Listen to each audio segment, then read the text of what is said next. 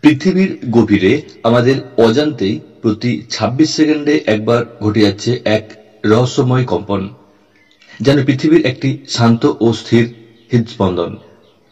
এই আশ্চর্যজনক প্রাকৃতিক ঘটনাটি বিজ্ঞানীদের বহু দশক ধরে চমকে দিচ্ছে, যার প্রকৃত উৎস এখনো অজানা।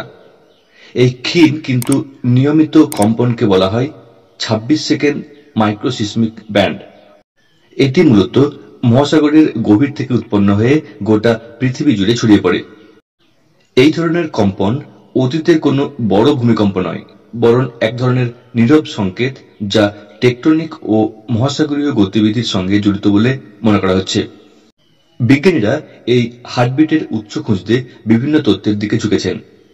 একটি তথ্য অনুযায়ী, বিশাল মহাসাগরীয় ঢেউ যখন উপকূল বা সমুদ্রতলের নির্দিষ্ট অংশে আঘাত হানে, তখন তা নিয়মিত চাপ সৃষ্টি করে, যা এই ছন্দময় কম্পনের কারণ হতে পারে।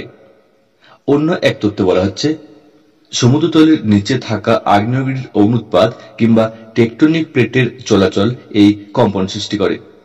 এমনও ধারণা করা হয়েছে যে সমুদ্রতলদেশে অবস্থিত সেডিমেন্ট বা তলানির স্তরের ক্ষুদ্র ফাটল বা সরে যাওয়া থেকে এই মাইক্রোস্পন্দন উৎপন্ন হচ্ছে।